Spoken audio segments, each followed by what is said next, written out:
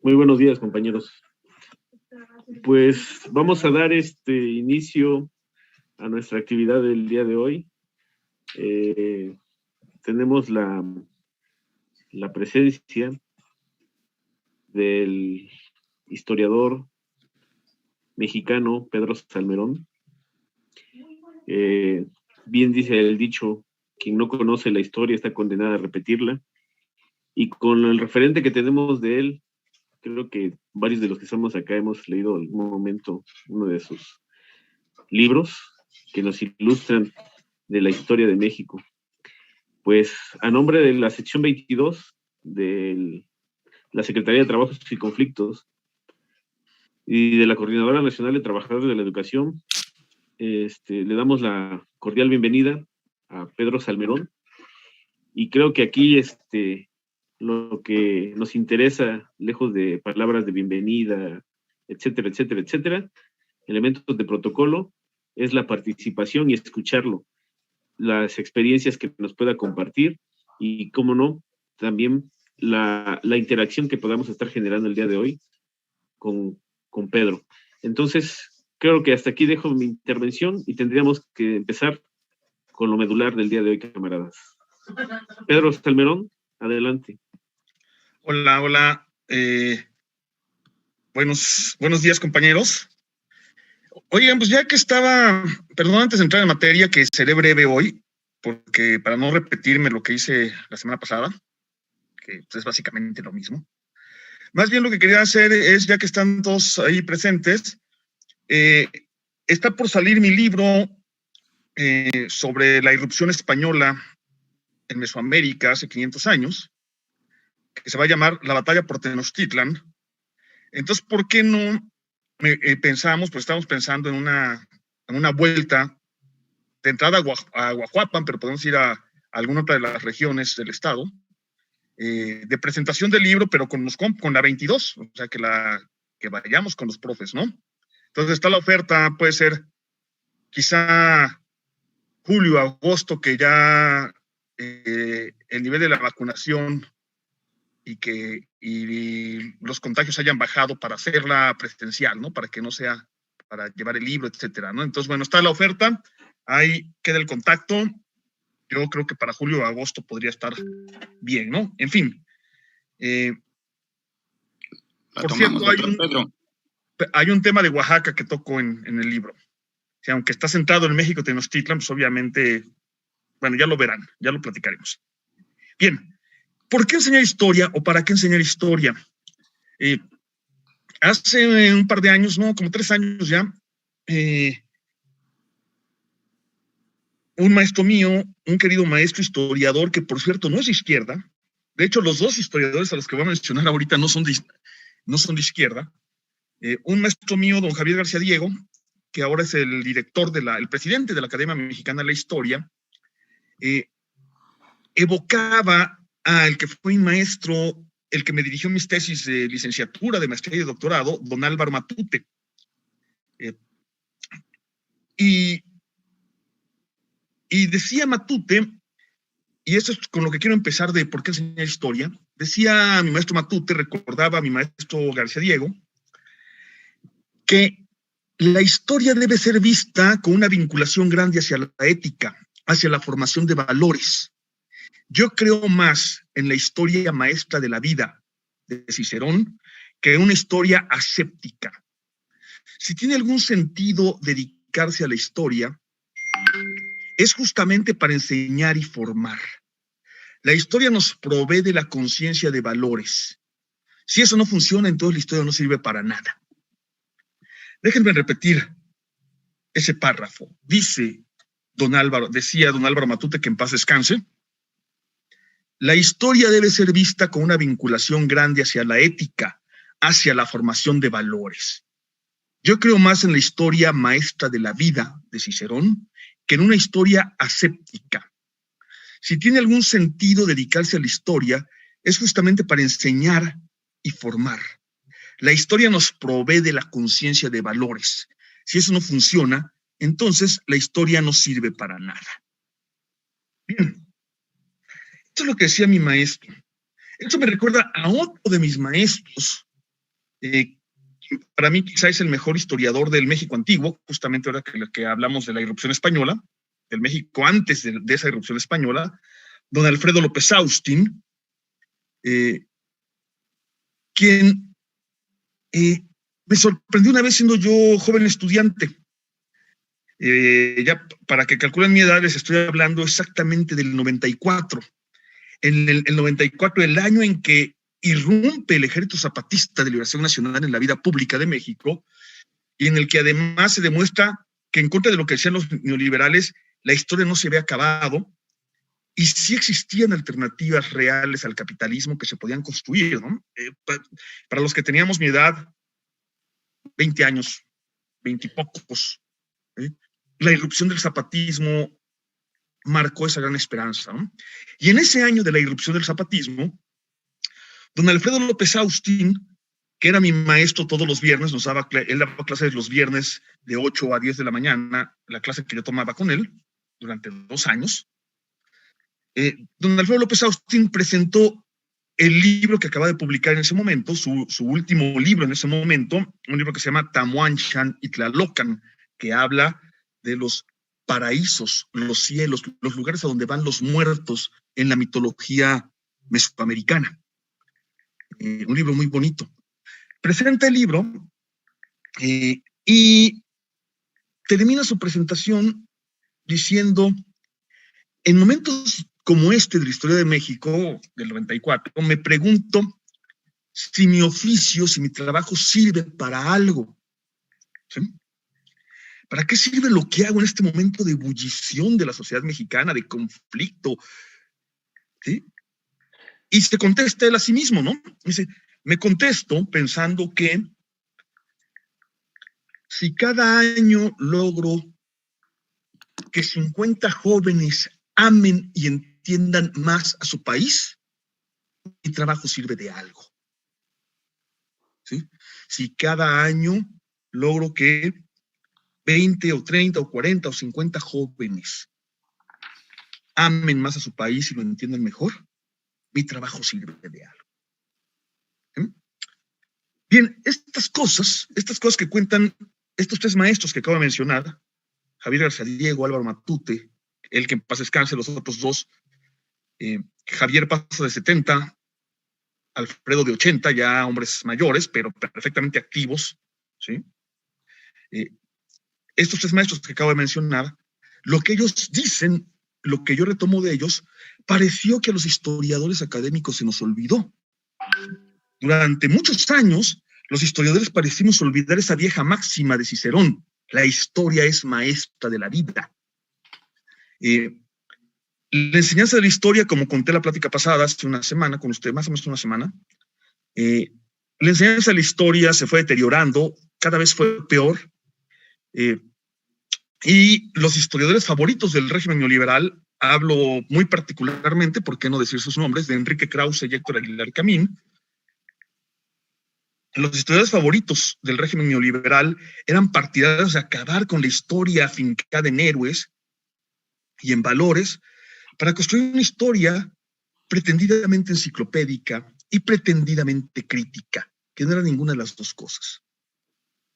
En el camino, lo que realmente estaban haciendo los nuevos planes de estudio era seguir imponiendo valores, pero valores fundados en el individualismo y la competencia. ¿Sí? Entonces, sí estaban también formando en valores, pero en esos valores, en los valores del egoísmo, en los valores del individualismo, en los valores de la competencia. Lo mismo ocurrió, eso que ocurrió con la enseñanza de la historia, o al menos con los planes de estudio, con los libros de texto, también ocurrió con la divulgación de la historia, y eso ocurrió aún más. ¿Qué entendemos los historiadores por divulgación de la historia?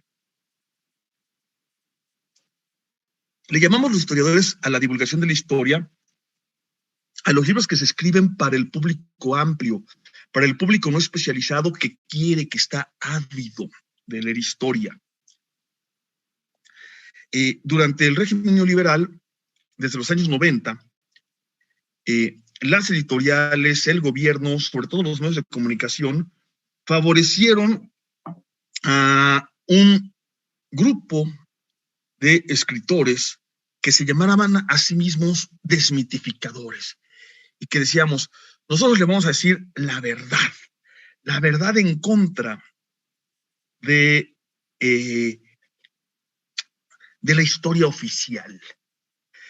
Y este grupo de publicistas, de intelectuales, así los llamo yo, intelectuales, porque salían mucho en la tele, que se hicieron muy famosos porque tenían todo el impulso de los medios de comunicación, a los que yo desde 2012, primero en La Jornada y luego en un libro así titulado llamo Falsificadores de la Historia, lo que en realidad hacían era retomar y vulgarizar la vieja versión de la derecha, la historia oficial de la derecha mexicana. Y entonces inventaban o refriteaban, mejor dicho, porque no inventaron nada, todo lo tomaron de los viejos historiadores de la derecha, más racista, más clasista, más excluyente, ¿sí? Inventaron que Hidalgo era un asesino sanguinario sin ideas, que Juárez era un vendepatria, que Zapata era un pinche indio reaccionario y Villa un esquizofrénico sin banderas, y que Cárdenas y la revolución destruyeron la economía nacional.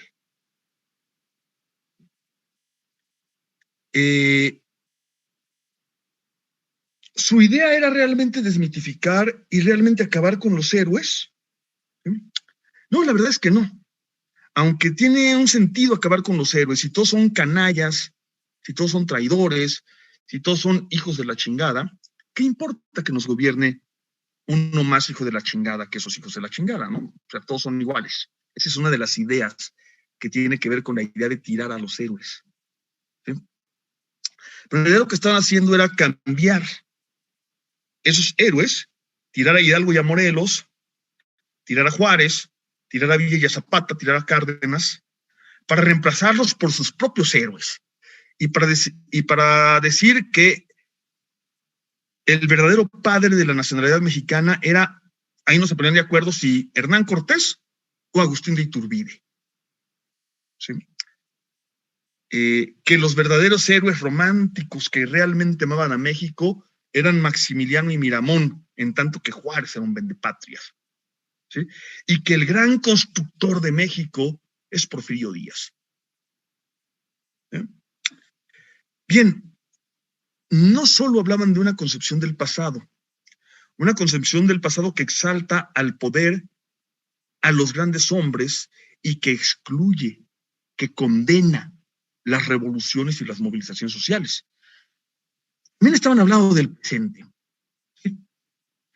Todos estos intelectuales, todos estos falsificadores de la historia, digamos sus nombres, ya dije los dos más importantes porque esos por lo menos sí fueron historiadores alguna vez, Enrique Krause y Héctor Aguilar Camín, pero digamos Armando Fuentes Aguirre, alias Catón, Francisco Martín Moreno, Juan Miguel Zunzunegui, Luis González de Alba,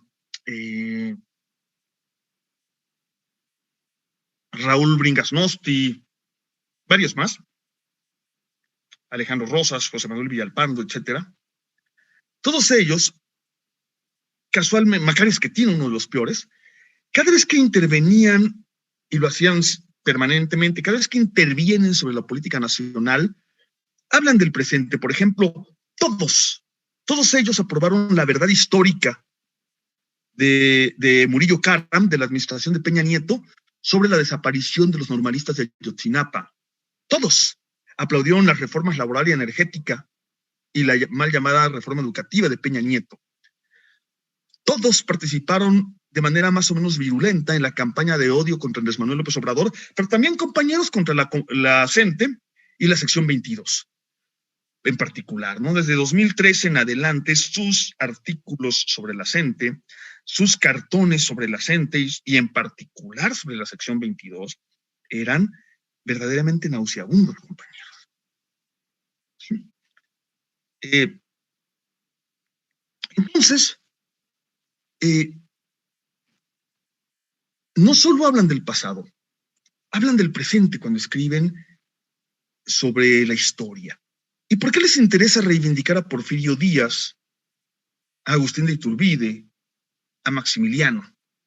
Porque lo que les interesa es mostrar los momentos en los que las élites, los que saben, los científicos, dirigen la vida nacional y excluyen al pueblo, y excluyen a las mayorías. Ese es su modelo. ¿Sí? Eso es lo que realmente quieren. Bien, yo dije que los historiadores nos quedamos mirando cómo estos falsificadores se adueñaban de la divulgación de la historia. No tanto. Vengámonos de este lado del espectro. En 2012, más de 500 historiadores y antropólogos profesionales firmamos un documento titulado La historia que necesitamos para el país que queremos. Ahí, en ese documento, señalábamos que el Estado debe impulsar, a partir de la historia, la construcción de una cultura cívica que evoque procesos y momentos relacionados con los valores que queremos impulsar. Los valores de un Estado liberal, democrático, laico, incluyente y tolerante. Un Estado que busque preservar su existencia, la integridad del territorio, la soberanía y la organización como un Estado de derecho.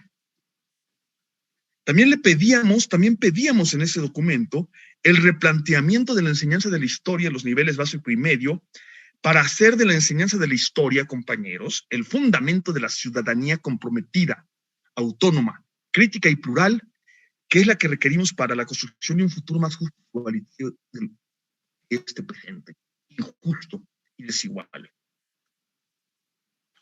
Eso que proponíamos en 2012 y ratificamos en 2018 era recuperar esa historia maestra de la vida. ¿Sí? La historia que enseña, que forma en valores. Y eso sí es posible. ¿Sí? Pero si es posible, compañeros, también tenemos que discutir qué valores queremos. ¿Cuáles son los valores que queremos enseñar? Porque también la otra historia enseña valores, los valores del individualismo, del conformismo, del echaleganismo, es decir, esa tontería neoliberal que dice, eres pobre porque quieres, porque en este mundo todo el que le echa ganas deja de ser pobre. Eso es desconocer por completo cómo funciona el país y sobre todo el mundo y el país, ¿no? Entonces, ¿cuáles son los valores que queremos enseñar? ¿Qué valores queremos promover a través de la enseñanza de la historia? Y si hablamos de valores, también hablamos de verdades. Verdades relativas o parciales, pero verdades. Verdades acordes a nuestro momento, nuestro mundo, pero verdades. ¿Sí? ¿Por qué digo esto de las verdades? Porque vivimos, o los nuevos teóricos hablan permanentemente de que la verdad no existe. Vivimos en el mundo de la posverdad. Lo políticamente correcto es la posverdad. Y hablar entonces de la posibilidad de verdades no es correcto ahora. En otro momento, en otra plática, si quieren, hablamos de la posibilidad de la verdad. Pero aún en este momento, en este mundo en el que cualquier tuitero termina un diálogo acusando al otro de querer sacar a relucir verdades absolutas, porque en su opinión desinformada, en el mundo de la posverdad, cree que lo que opina él es igual de válido que lo que opina un científico que aporta pruebas. Aunque rechazamos la idea de verdad absoluta, reivindicamos la de la posibilidad de verdades parciales. Es decir, verdades sujetas a revisión, pero verdades que nos permiten construir esa historia de la formación de valores. ¿Sí? Porque, con perdón de los que descalifican cualquier verdad, hay verdades científicas. Por ejemplo, que la Tierra es un esferoide que gira alrededor del Sol es una verdad científica. Y asimismo hay hechos irrefutables. Por ejemplo, hay el hecho irrefutable que desde 1854 México no ha perdido una pulgada de territorio nacional. Es decir, que desde entonces los gobiernos de México, malos o buenos, han logrado mantener la integridad territorial del país. Es un hecho irrefutable, por ejemplo, que el 18 de marzo de 1938 el Estado mexicano ocupó los bienes de las compañías petroleras, y también es un hecho irrefutable decir que los puso, al menos durante 4 décadas al servicio del desarrollo económico de la nación. Se pueden discutir en historia las razones, los resultados, el significado de estos hechos. Los historiadores le decimos interpretación, pero no negar los hechos. Entonces, para terminar y para, como había dicho, esta plática va a ser breve, para más bien dejar espacio a un diálogo, para terminar, ¿qué queremos enseñar cuando enseñamos historia? Valores. ¿Qué valores? En torno a la historia política, para mí los valores del Estado laico y republicano, los valores de la soberanía, pero también para mí, como lo dije la semana pasada, los de la pluralidad, la diversidad y la tolerancia. Y aprendiendo la multiplicidad de la historia de México, podemos aprender eso, que somos múltiples, que somos un Estado plurinacional, plurilingüístico, pluriétnico. Eso, hacia allá debemos ir. Termino. Si la historia sirve de algo, sirve para formar valores. Gracias, compañeros. Muy bien, vamos a darle la participación al maestro Miguel para que nos dé las bases de la dinámica del día de hoy. Buenos días, compañeras y compañeros. Platicamos un poquito antes de iniciar la webinar con el doctor Pedro Salmerón, y él efectivamente nos dijo que iba a hacer una intervención corta porque le interesa más interactuar, hacer efectiva esta interacción con los compañeros que están en la sala. Por lo tanto, vamos a abrir los micrófonos y mediante la acción en la pantalla, los que quieran levantar la mano, para que efectivamente hagan las preguntas que deseen. Vamos a estar pendientes para ver de los que levanten la mano y puedan hacer sus preguntas. Ya tienen la oportunidad para activar sus micrófonos o levantar la mano los compañeros que así lo deseen para plantear alguna pregunta. Bien. Lo que están haciendo la acción los compañeros, iniciamos a manera de anécdota, doctor Pedro, y de lo que planteaba usted, se lo comento, es una anécdota. A partir de que empezamos a seguirlos ahí en la brigada para leerle en libertad y revisar sus artículos en La Jornada y seguirlos ahí en las redes sociales, en el Twitter, empezamos desde nuestra visión a irrumpir varios maestros de Oaxaca el asunto de por qué enseñar historia o para qué enseñar historia.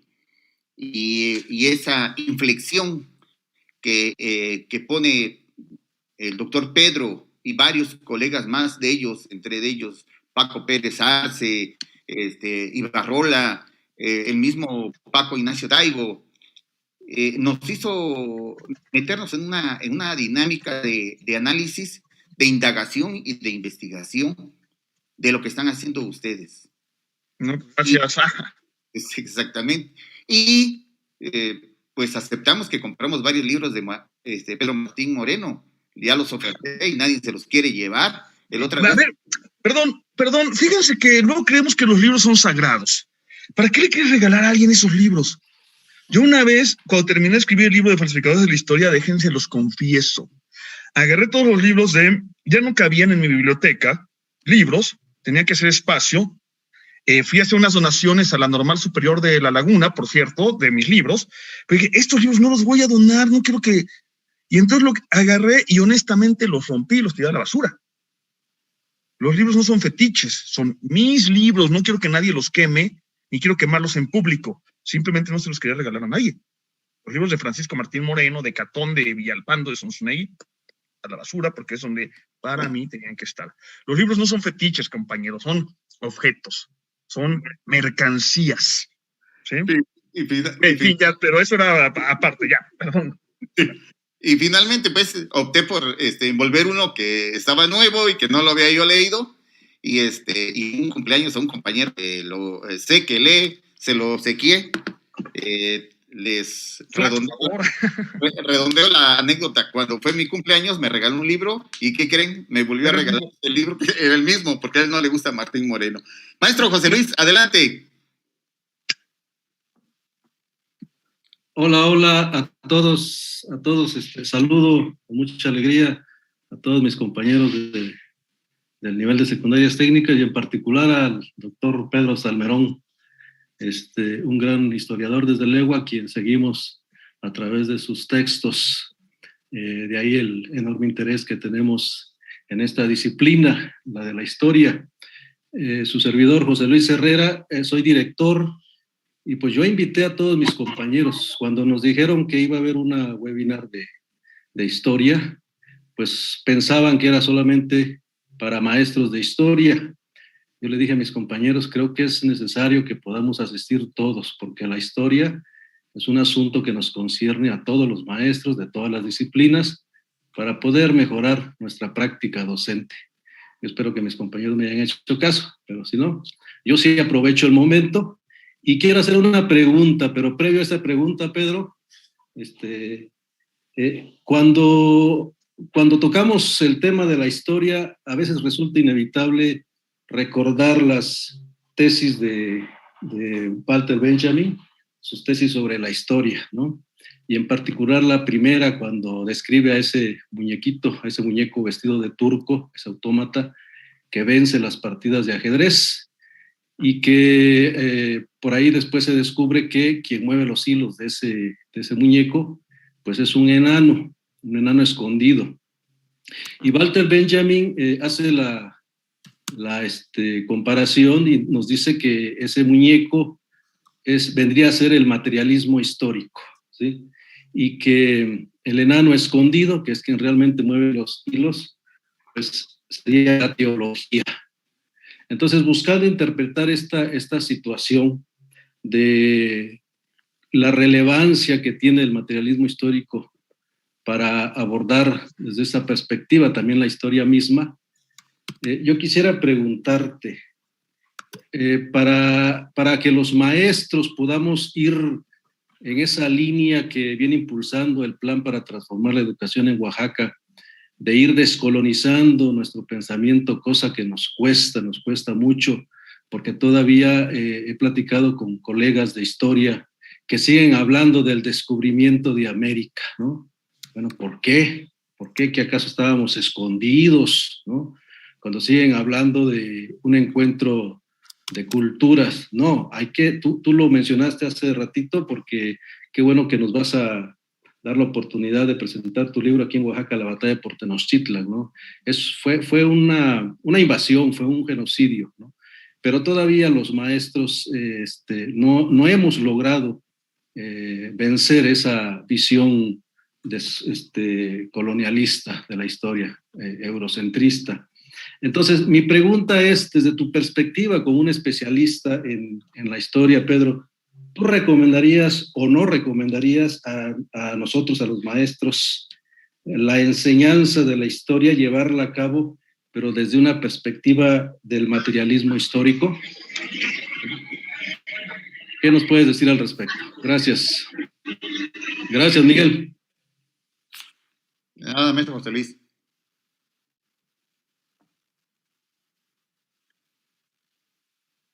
Listo, pero hacemos varias preguntas, ¿no? Y las contesto en conjunto. Unas 5. En el chat, doctor Pedro, el maestro Eliud, supervisor de la zona 32, plantea, buenos días a todos y a todas. La bifurcación de la historia en la versión de los vencidos, como el otro lado de la historia, ante la versión perversa de los vencedores, podemos reflexionar la posibilidad de una historia del futuro para anticipar el riesgo de la no pervivencia ante una alteración del medio ambiente, pero sobre todo explotación de los recursos en el sistema capitalista neoliberalista.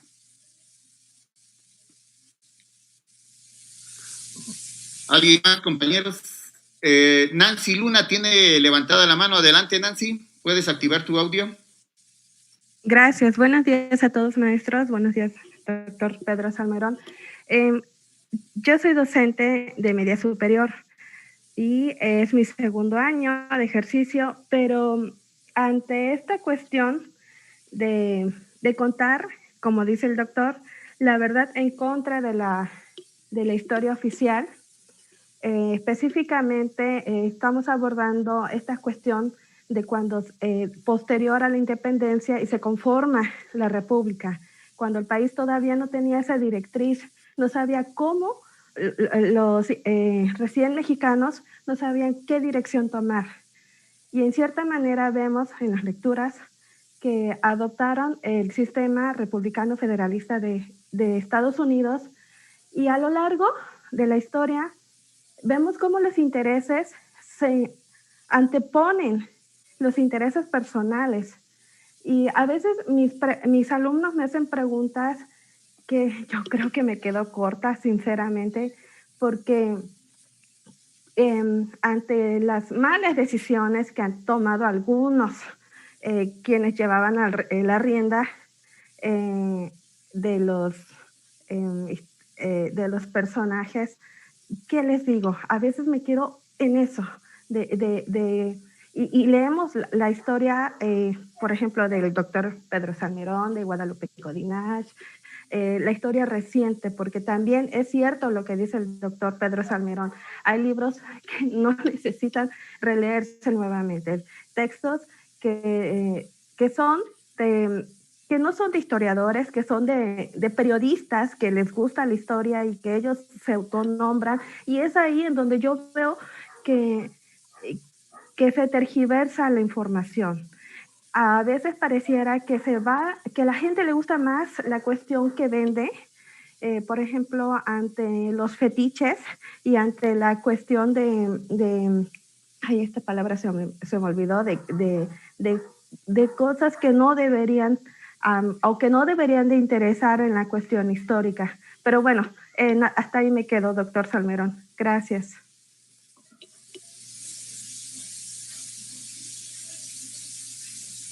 Gracias, compañera. En el chat vuelven a hacer otros dos planteamientos. Aquí el compañero Olegario Muñoz Hernández, como que es muy subjetiva su pregunta, pero bueno, ojalá lo pueda salir a pantalla para entender por qué es subjetiva. Dice, en esa misma línea, ¿qué significa contar la historia a contrapelo? Dice, ¿sí? El mismo compañero Olegario dice, o Benjamín Walter o Adolfo Gili. Ahí están esas otras preguntas. Marco Antonio Noyola, los libros de la SEP contradicen la verdad histórica de México. Y bueno, hay una serie de intervenciones más, pero todos en el tenor de saludos, algunos saludos o presentación de los compañeros, saludos al doctor Pedro, ¿no? Adelante, doctor Pedro. Bien, ¿cuál es la gran ventaja del materialismo histórico? Que descubrió lo que hizo Marx como historiador o como teórico de la historia fue descubrir o poner en primer plano algo que ya había otros historiadores que lo habían dicho, otros pensadores, que es, sobre todo en el capitalismo, en el modelo capitalista, el peso de la economía y cómo la economía, la forma de producir y reproducir la vida, ¿sí? De alguna manera determina, en última instancia determina, las formas ideológicas y las formas políticas, las relaciones sociales, las formas en que nos relacionamos.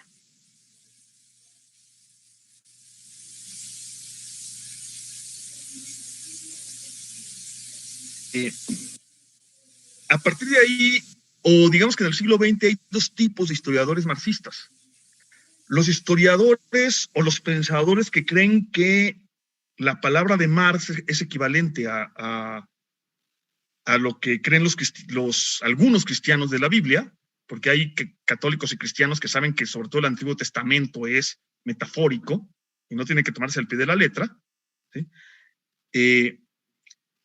Y algunos que lo que entienden es que este descubrimiento nos ayuda a entender la historia, y entonces las principales escuelas históricas del siglo XX, aunque a veces no se digan marxistas, lo son realmente. Por ejemplo, la escuela francesa que hace el análisis de lo económico y social y entiende que lo económico y lo social se transforman mucho más lentamente que lo político, y buscan ese sustrato, esa larga duración de lo económico y social para explicar y entender cómo funciona la historia, o la escuela social inglesa, cuyos mejores exponentes como Eric Hobsbawm o E.P. Thompson no tienen ningún empacho en decir que su gran influencia viene del marxismo, de tal modo que sí, en realidad, aunque a veces no se digan directamente marxistas, los grandes historiadores lo son, como en México, por ejemplo, para la Revolución Mexicana, Friedrich Katz, Arnaldo Córdoba, Adolfo Gili, son explícitamente marxistas, como para el pasado indígena, Alfredo López Austin es en muchos aspectos explícitamente marxista. Entonces, sí, la visión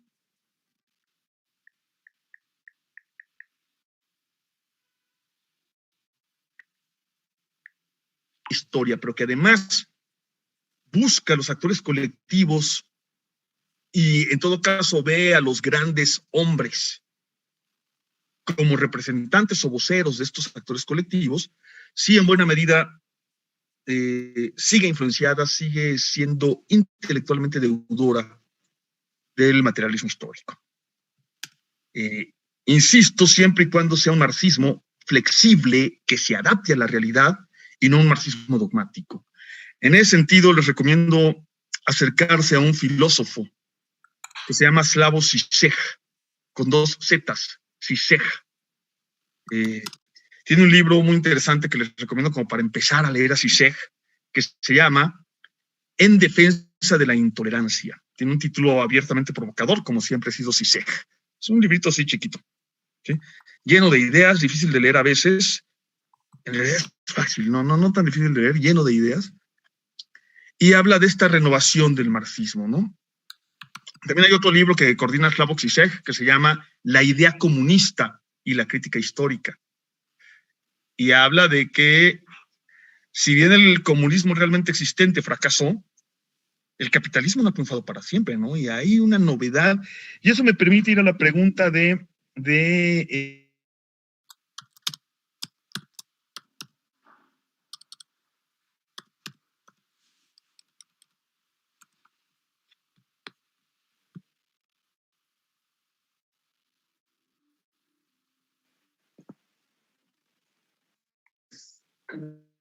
Parece que tuvo problemas con su internet el doctor Pedro. En lo que se reincorpora, pues estamos recibiendo más preguntas en el chat. Ojalá se reincorpore inmediatamente el doctor Pedro. Lo vemos, quedó suspendido ahí en su pantalla para seguir en esta charla. Me parece que se nos salió de la sala.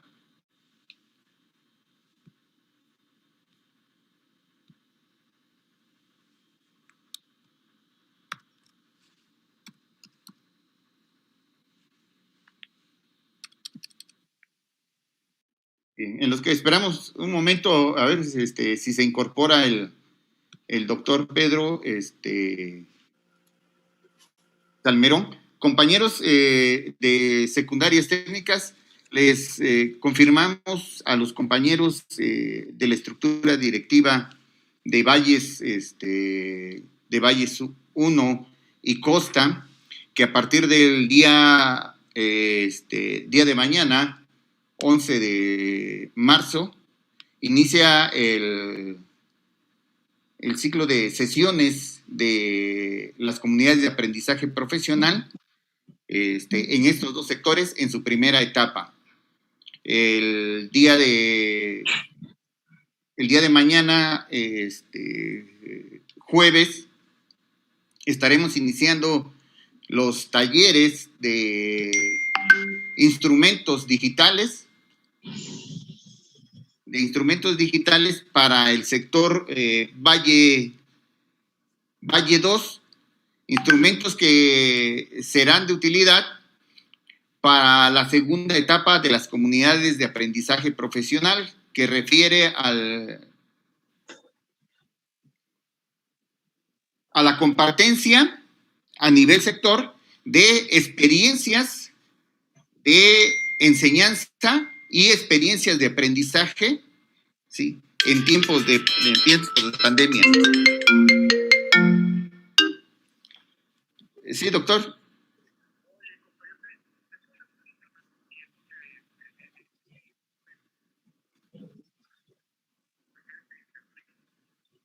Híjole.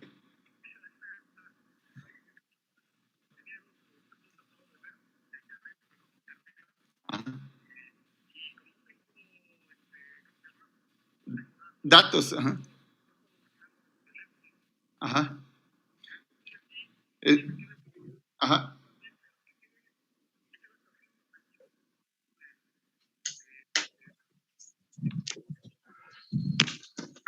¿No? Ok, doctor Pedro, pues Vale. Discúlpame con los compañeros. Órale. Gracias, apenas estábamos entrando en calor. Sale, doctor, yo les comento aquí a los compañeros. Órale, abrazo.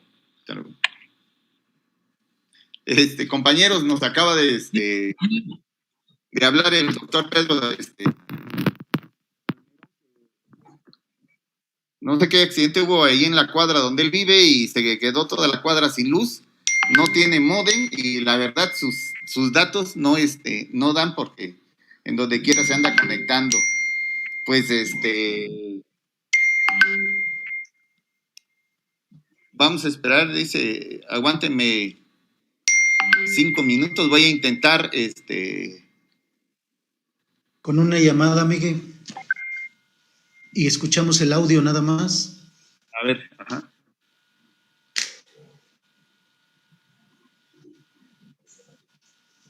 Bueno, voy a intentar a ver si logran escuchar. Yo digo que sí, con un audio, con una llamada o videollamada. ¿No lo pusiste en A ver si intentan escuchar. Ustedes me dicen si intentan escuchar. Se escuchó bien ahorita que estabas platicando con... A ver, dicen los compañeros que vía telefónica va a ver si intenta escucharse. ¿Sale? A ver, tú dime si se escucha. Sí, se escucha. Claro. ¿Se escucha? Sí se escucha, dice maestro. ¿Sí? Sí, se escucha muy bien. Sí se escucha claro. Entonces, bueno, aunque sea más breve, entonces que un problema de cierto marxismo, que fue que pensó que había leyes de la historia que tenían que cumplirse. Entonces, y eso incluso nos llevó a derrotas al movimiento comunista, nos llevó a grandes derrotas porque había compañeros que pensaban que a fuerza debía llegar el comunismo y que no servía, o sea, que no importaba lo que hiciéramos, el comunismo iba a llegar. El Che Guevara despuntó esas ideas diciendo el deber de los revolucionarios es hacer la revolución. Eso significa esa frase del Che. Entonces dice, no, el nuevo mundo no va a llegar solito porque lo dicten los líderes de la historia, lo tenemos que construir. ¿Sí? Y esa versión heterodoxa del marxismo es la que funciona. La que no funciona es la que piensa que las cosas van a ser sí porque está dictada. Entonces encontramos, y los grandes historiadores marxistas, insisto, Eric Hobsbawm, por ejemplo, que tiene un libro sobre el siglo XX, la historia mundial del siglo XX, que es el mejor y que le puede servir a cualquier historiador o historiador. ¿Sí? Entonces, regresando a la idea del marxismo y así el futuro puede predecirse, no se predice el futuro, pero sí nos dan las lecciones necesarias para actuar en el presente y para desde el presente intentar construir el país que queremos, ¿no? El mundo que queremos, no solo el país que queremos. Sobre la visión de los vencidos, yo siempre he pensado, bueno, de hecho así empieza el libro de 1915, diciendo que también siempre ha existido la visión de los vencidos y que es cosa de rescatarla. Pero ahora que escribí el libro de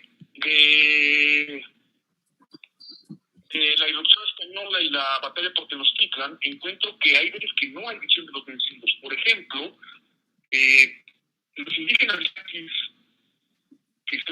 de 40 años contra el porfiriato, o los indígenas mayas que nunca se sometieron hasta que su capital fue ocupada en 1903 por el ejército porfirista, no dejaron relatos escritos de esa historia. No tenemos forma de saber, de leer la versión de los yaquis o de los mayas de Yucatán sobre sus propias derrotas. Entonces hay veces que los vencidos ni siquiera pudieron dejar sus testimonios. Entonces, ¿qué tenemos que hacer los historiadores? Buscar las maneras de entender a esos vencidos.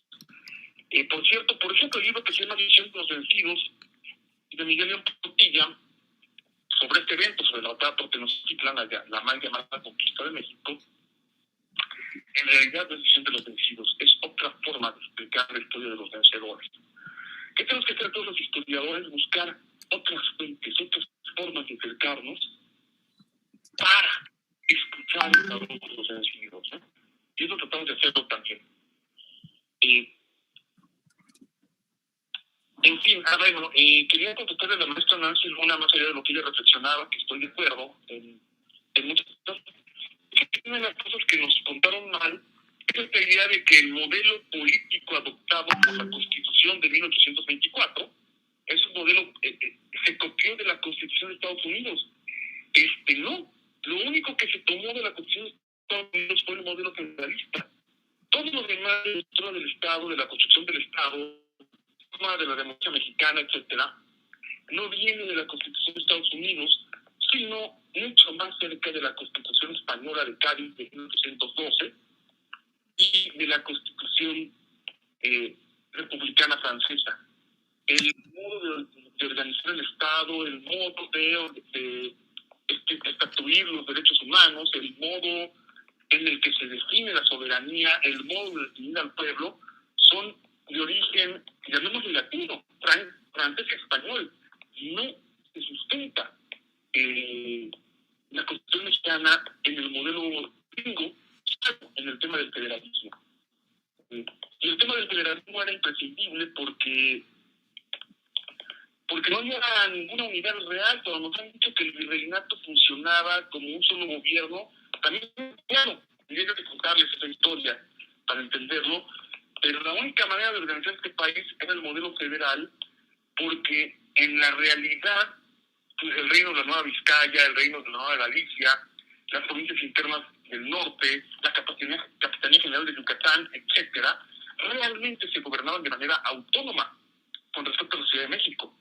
Y esa faceta de la realidad mexicana a veces se nos olvida, ¿no? O más bien no nos la cuentan bien, pero reitero, el modelo constitucional mexicano de 1954, 24 y de 1957 no es el modelo anglosajón, es el modelo latino, franco-español. Eso implicaría que haya una plática de historia sobre la Constitución, ¿no? Pero bueno, también para decirle a la maestra Nancy y a todos los que estén interesados, pues manden un tweet y les doy recomendación de textos breves que expliquen eso, ¿no? Mi Twitter es @historiapedro. Yo creo que, finalmente, yo no creo que los libros ya no tuvieron que ser más breves porque este formato no es grato. Yo no creo que los libros de texto de la SEP estén en contra de la verdad. Más bien creo que presenta una verdad limitada, sesgada, incompleta, pero no creo que directamente mientan, pues, ¿sí? Salvo, y creo que cuando mienten es más bien error que mentira. Lo que sí creo que hacen es presentar una versión de la historia que no es la que nosotros queremos, ¿no? Una versión de la historia, como ya dije, pues limitada, sesgada, parcial, y sobre todo basada en la historia de los poderosos. Pero no, o sea, lo que nos hace más difícil combatirles que no es que directamente digamos mentiras, ¿no? Y yo creo que hacer nosotros, pues buscar mecanismos alternos, pero yo sé que ustedes lo hacen, yo conozco el trabajo que hacen los doctores de historia y en Oaxaca y así. Pero sí, eso se está haciendo, ¿no?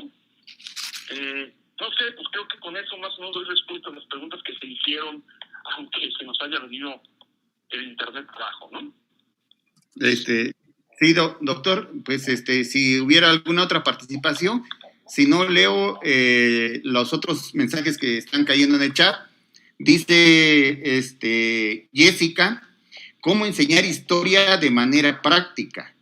Nancy Luna, obviamente dice, en los clichés, basan la historia, no sabemos si es afirmación o pregunta. Y Diana Vanessa Santiago Delgadillo dice, en su opinión, ¿qué es lo que falla en el momento de enseñar historia a los jóvenes?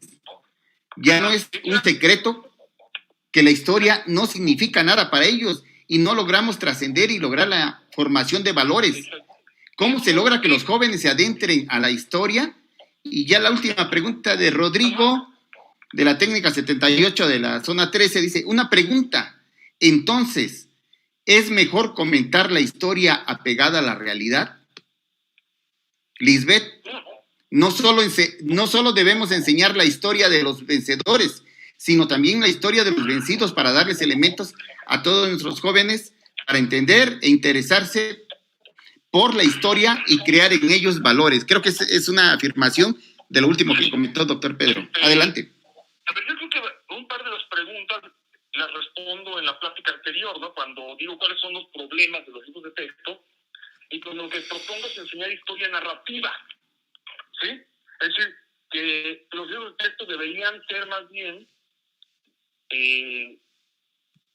sobre todo para primaria y secundaria, contar la historia narrada, buscar narraciones de la historia que hablen a la emoción de los niños. Eso está, yo le puedo pedir al profesor que les pase el video de la anterior plática, porque ahí lo tratamos muy ampliamente, ¿no? El problema de los libros de texto y de cómo enseñar. Pues esto, ¿no? Yo creo que está respondido ahí en esa anterior plática.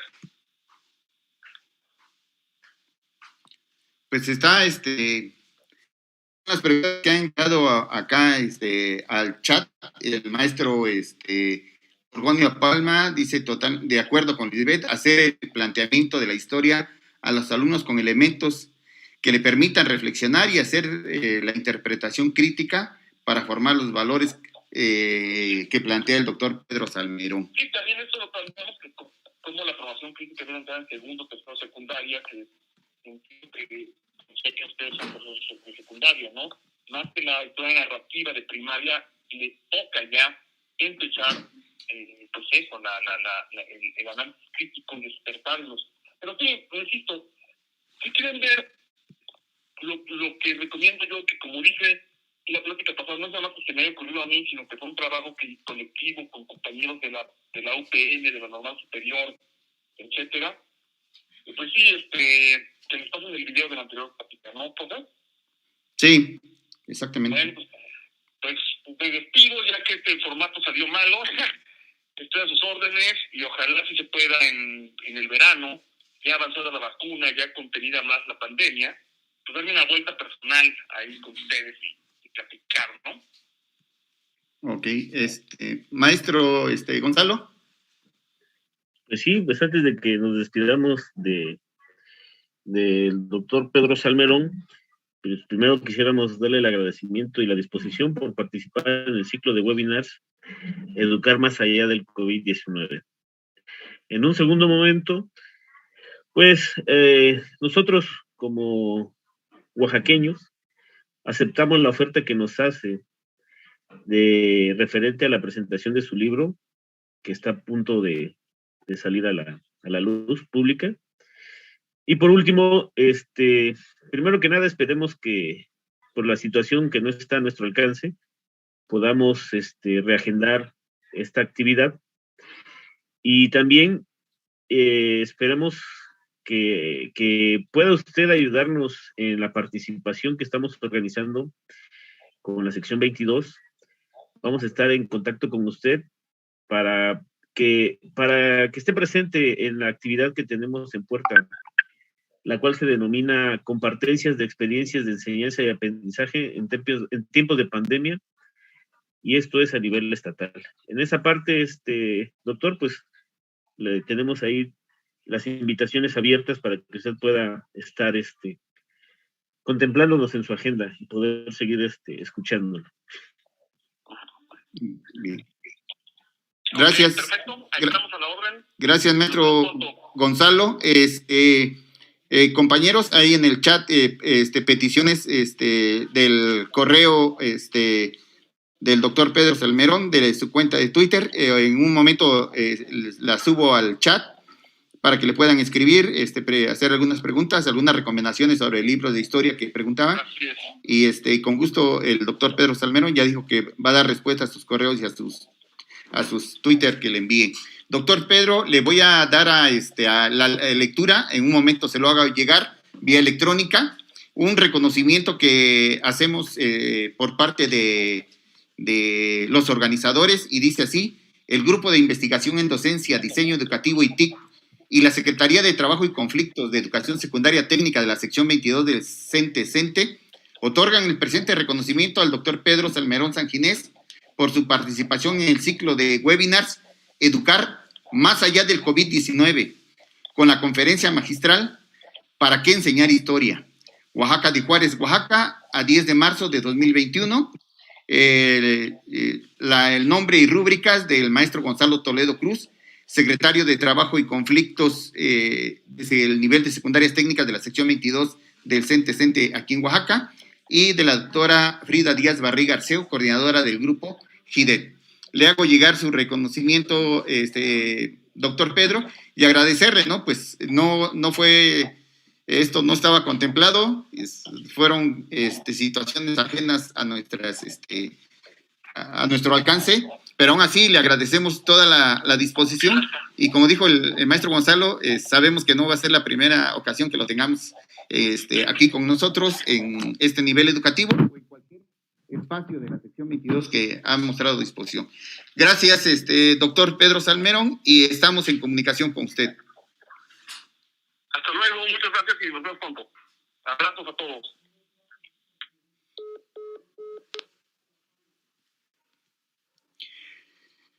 Bien, compañeros, pues lamentamos esta situación que se dio el día de hoy con la situación del doctor Pedro Salmerón, una charla interesante que se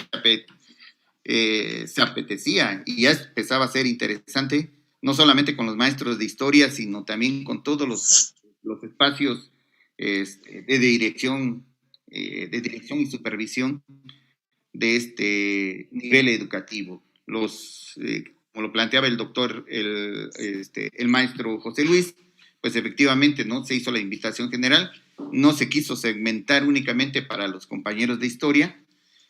Todos tenemos el derecho a compartir estos espacios y a saber, a conocer, pero más que saber, ¿no? Conocer la historia desde la inflexión de estos escritores.